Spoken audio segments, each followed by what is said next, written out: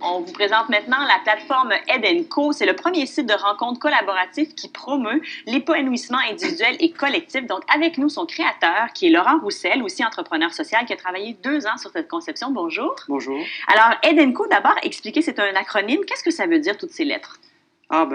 Chaque lettre représente déjà une valeur ou un symbole pour nous. Oui. Comme E, épanouissement, écologie, le D, c'est développement, démocratie, N, innovation. Puis Co, c'est collaboration, puis co-création, puis aussi le cœur. Puis aussi Ed & Co, ça s'inspire de la notion d'Éden, dans le sens anthropologique, à savoir se reconnecter à un mode de vie plus simple, à la nature et aussi au sacré. Et des réseaux sociaux, il y en a des tonnes déjà qui existent. Quand on regarde les statistiques, les gens passent presque 1 heure par jour sur Facebook. Oui. Pourquoi on devrait donc s'abonner à un nouveau réseau social? Peut-être que ce réseau social, il va amener les gens à se rencontrer physiquement et à changer les choses localement. Plutôt que de rester peut-être toute sa journée sur son écran, à voir défiler de l'information. Mais là, l'idée, c'est vraiment de revenir localement, concrètement, qu'est-ce qu'on peut changer. Et participer. Donc, comment ça fonctionne? On voit quelques images actuellement d'une vidéo qui présente votre réseau social, mais comment ça part?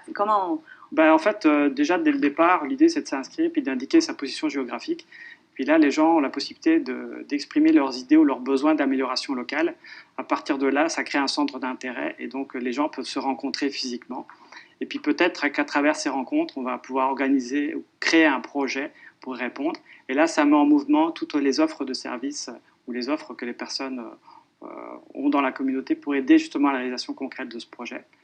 Donc, par exemple, quelqu'un se dit, moi, j'ai envie de commencer une cuisine collective dans mon quartier. Oui. Il pourrait avoir un autre membre qui lui dit, moi, j'ai quelques notions en cuisine. Donc, ils vont se joindre ensemble pour commencer le projet. Exactement. En fait, c'est vraiment basé sur le même principe que moi, je suis en train de créer ce réseau social.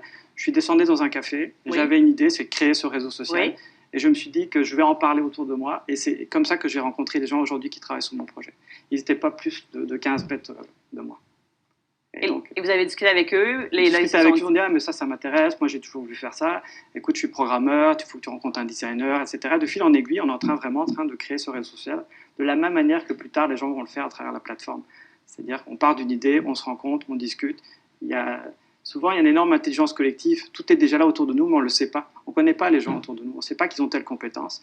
Puis ce site, justement, il amène les gens à voir que tout autour de nous, tout est là. C'est ça. Les compétences sont là, mais c'est qu'on ne se connaît pas aujourd'hui. On parle plutôt à travers des écrans, mais on n'apprend plus à se parler. Et on ne connaît pas nos voisins non plus. C'est ça. Donc, c'est vraiment l'idée de la collaboration qui est là. Qu'est-ce que vous voulez qu'il ressorte de ce site?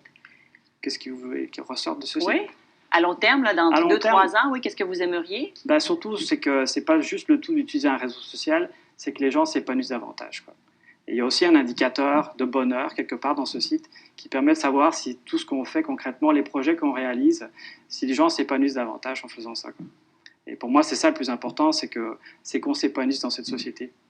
Et ce site, il est aussi fait pour ça, quoi. S'il y a des gens qui nous regardent, pourquoi ils devraient s'inscrire?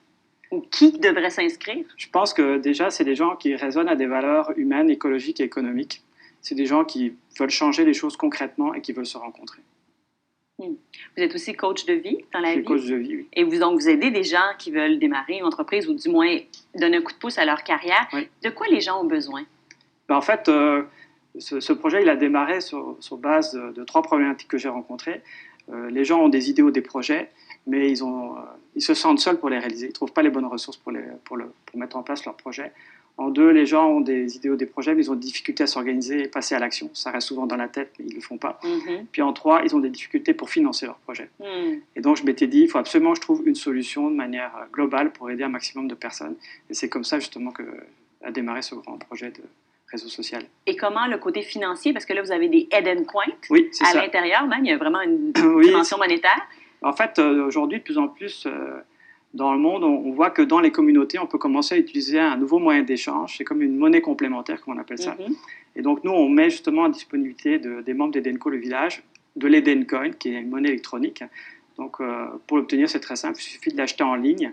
Et l'argent que reçoit Ed & Co de la vente est mis dans une cagnotte destinée au financement des projets. Et l'argent de cette cagnotte est redistribué dans les différentes localités. Et vous allez faire des demandes de microfinancement de vos projets dans ces localités.